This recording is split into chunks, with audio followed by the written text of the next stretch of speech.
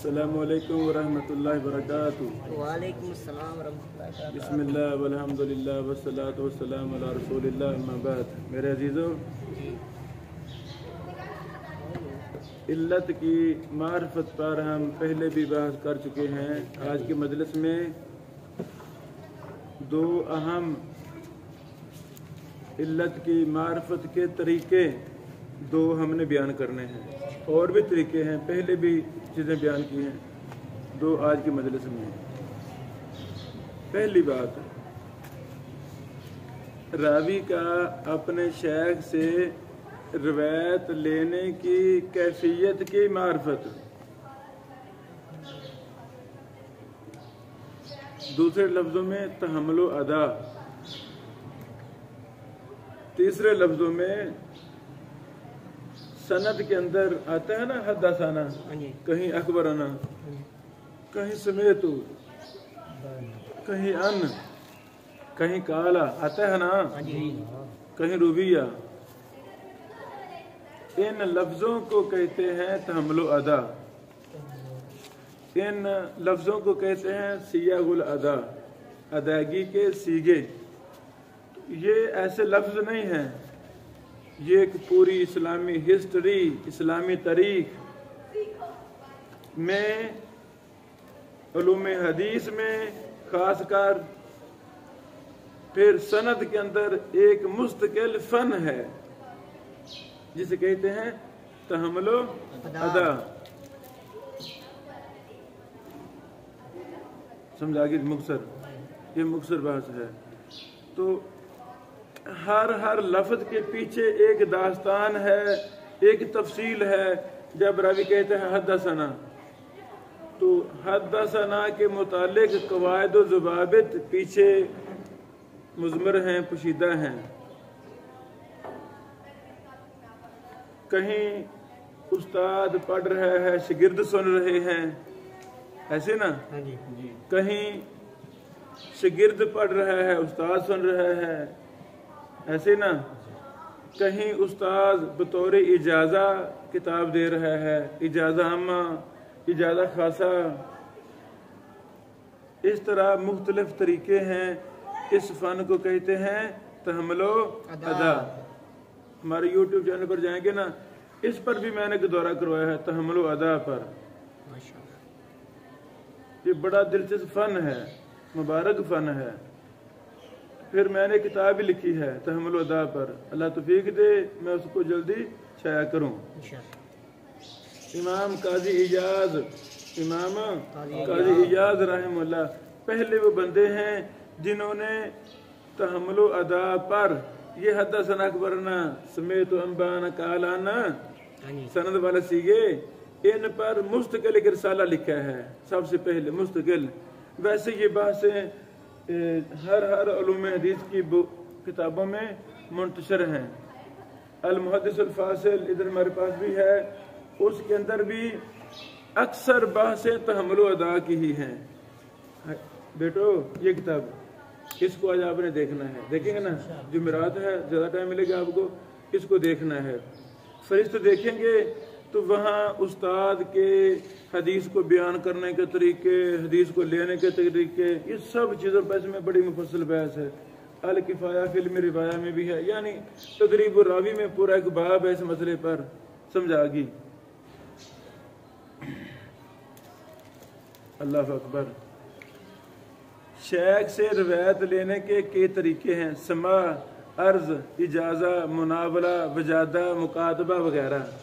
आगा जहन में, असूल हदीस के मसले।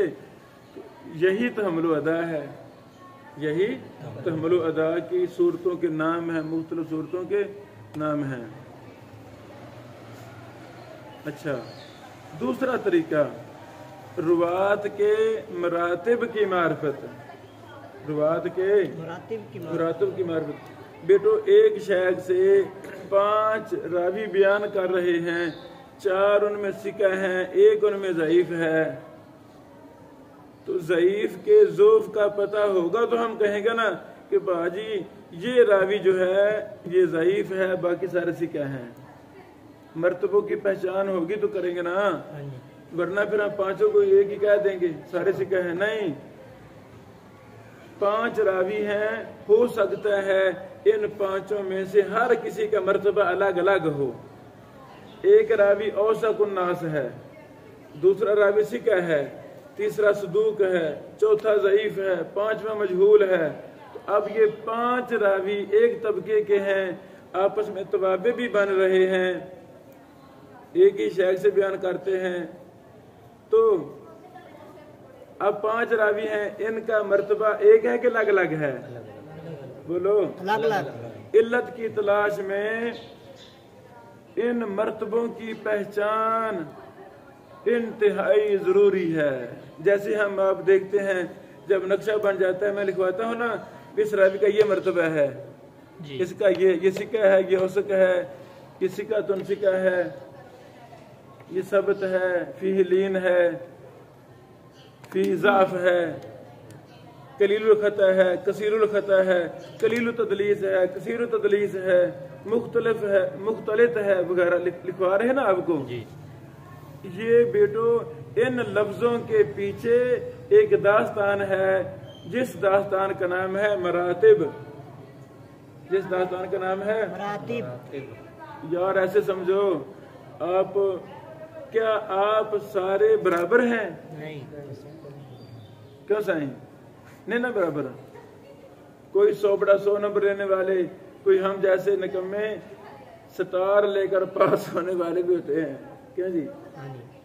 ऐसे ना, अल्लाह रहम फरमाए। तो रावियों के मरातब की पहचान बड़ी जरूरी है, गौर करना है। अच्छा, जो लफ्ज, जो हर्फ, जो टुकड़ा सिक्का, 4 सिक्का बयान कर रहे हैं, वो लेंगे, या जो ज़ईफ एक लफ्ज इजाफा कर रहा है वो लेंगे? यानी ज़ईफ सिक्का की मुखालफत में कोई लफ्ज बयान कर रहा है, किसकी बात लेंगे? तो ज़ईफ को क्या कहेंगे? छोड़ देंगे। यही इल्लत है। ये इल्लत का भी कैसे पता चलेगा? जब अभी मरातब की पहचान होगी। तादील के मरातिब हैं। हाफिज इब्न हजर रहमतुल्लाह ने तादील के भी 6 मरतबे बनाए हैं, ज़ईफ ज़ूफ के भी 6 मरतबे बनाए हैं। पहले तादील के मरातिब, तादील के मरातिब, मुबालगा या इसमें तफजील का सीगा लाया जाए, रावी पर कहा जाए औसकुन्नास, अज़बतुन्नास, फलानुन इलैहिल मुंतहा फित तसब्बुत। ऐसे रावियों पर हुक्म है ना। तो ये बेटो पहला तादील का आला तरीन मर्तबा है। दूसरा तादील का मर्तबा तौसीक के अल्फाज को तकरार के साथ लाया जाए 2 दफा, या तकीद के साथ, जैसे सिकातुन सिकातुन, सिकातुन सबतुन, सिकातुन हाफिजुन। ये दूसरा मर्तबा है। तीसरा मर्तबा तकरार और तकीद के बगैर तौसीक की जाए, जैसे सिकातुन बस केला ही सिकातुन, या केला सबतुन, या केला हुज्जतुन। तकीद भी नहीं है, मुबालगा भी नहीं है, तकरार भी नहीं है। ये बेटो तीसरा मर्तबा है। चौथा मर्तबा ऐसे लफ्ज जो रावी की अदालत पर दलालत करें, ऐसे लफ्ज जो रावी की अदालत पर दलालत करें लेकिन जबत पर, उसके जबत के कम होने पर दलालत करें, कम होने पर दलालत करें। जैसे मसलन जब्त खफीफ हो, जैसे लफ्ज है सुदूकुन, क्या लफ्ज है? सुदूकुन मामूनुन ला बास बिही महल्लुहु अस्सिद्क। ये वो लफ्ज हैं जो अदालत पर दलालत करते हैं लेकिन जबत के कम होने पर दलालत भी करते हैं। जबत सिक्का जैसा नहीं है, जबत में कमी है। 5वां मर्तबा वो अल्फाज जो ना तो तौसीक है और ना जरा। कुछ ऐसे लफ्ज भी कुतुब जर्ह तदील में हैं, वो हकीकत में ना तौसीक के लफ्ज हैं ना ही जरा के लफ्ज। मसलन शैखुन, मसलन लफ्ज शेख बोला जाता है रावियों पर, तो लफ्ज शेख ना जरा है ना तादील है। इसी तरह रवान नास शेखुन वस्तुन, ये लफ्ज ना जरा है ना तादील है। छठा दर्जा बेटो वो अल्फाज हैं जो तादील की निस्बत जरा के ज्यादा करीब हों, जो तादील की निस्बत जरा के ज्यादा करीब। मसलन सालिहुल हदीस, युक्तबु हदीसु, युतबरु बिही, ये लफ्ज वाज़े। मुझे बताओ मुहद्दिसीन ने बाल की खाल से भी बारीक बीने के साथ कहते ना बाल की खाल उधेड़ दी, नहीं भाई ये क्या है, इससे भी कोई 1000 गुना आगे को लफ्ज हो तो बोले। ऐमा मुहद्दिसीन ने इतना बारीक बीने के साथ इंसाफ किया, जो रावी को मर्तबा मिलता था वही दिया, ना इंसाफी की नहीं।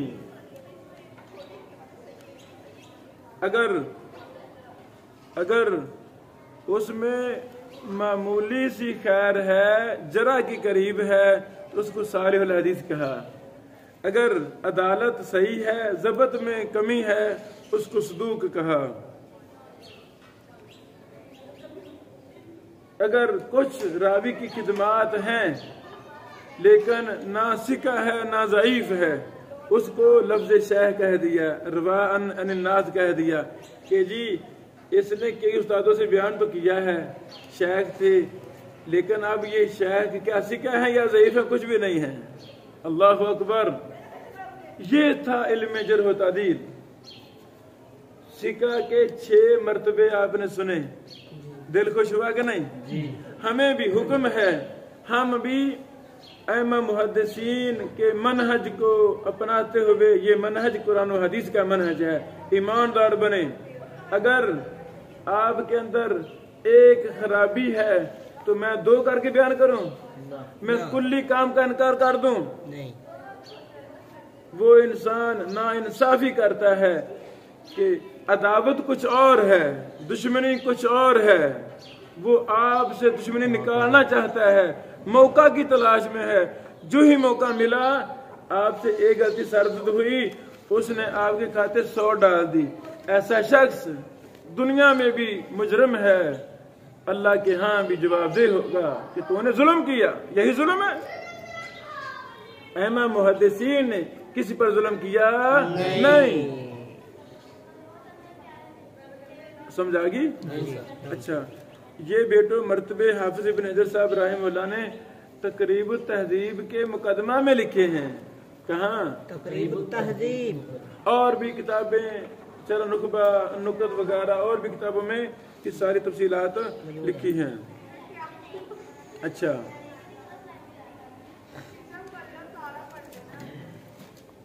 इन 6 मर्तबों का हुक्म फिर क्या है?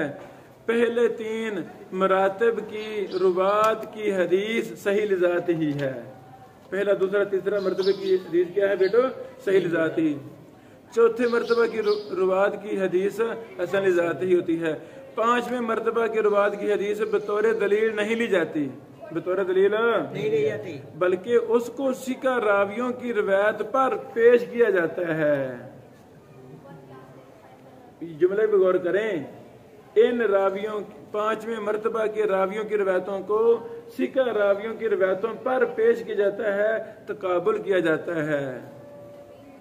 6ठे मर्तबा के रावियों की रिवायत बतौर एहतजाज नहीं ली जाती, बल्कि बतौर शवाहिद और मुताबात लिखी जाती है। अल्लाहु अकबर। अल्लाह ने मुहद्दिसीन से राजी हो जा। आमीन। अल्लाह ने मुहद्दिसीन से राजी हो जा।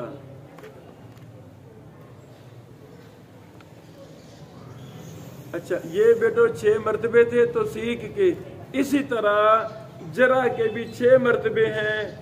अल्फाज वो तकरीब तहजीब में सारी तफसीर कहाँ? तकरीब तहजीब, तकरीब तहजीब दे दो, उसमें ये सारी तफसीर लिखी हुई है। देखो बेटा,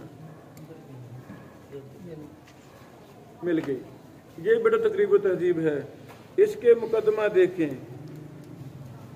पहले और मुकदमे हैं, एक जहां से रावी शुरू होते हैं।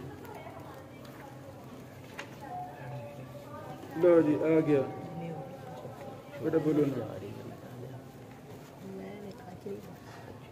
अल्लाह अकबर। चलो किताब आपके पास है ना। शुरू में जरा के भी 6 मरातब लिखे हुए हैं। कज़्ज़ाब का मर्तबा, फीह ज़ाफ़ुन का मर्तबा एक हो सकते हैं? नहीं, फर्क है। तो बड़ी बारीक बीनी के साथ इसमें सारी तफसील मौजूद है मुकदमा में, वो आपने देखनी है। बारकल्लाहु फीकुम।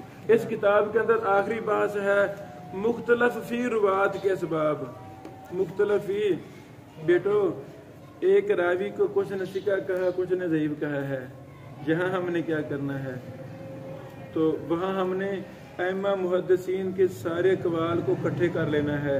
फिर जो बड़े बड़े जहाबज़ा हैं, बड़े बड़े अइम्मा हैं, उन्होंने उनमें क्या तत्वीक दी है। हाफिज़ इब्न हजर साहब हैं, इमाम ज़हाबी साहब हैं, शेख अलबानी साहब हैं, शेख हुवैनी साहब हैं, शेख असरी साहब हैं, मेरे उस्ताद मोहतरम शेख मौलवी यूमानी साहब हैं।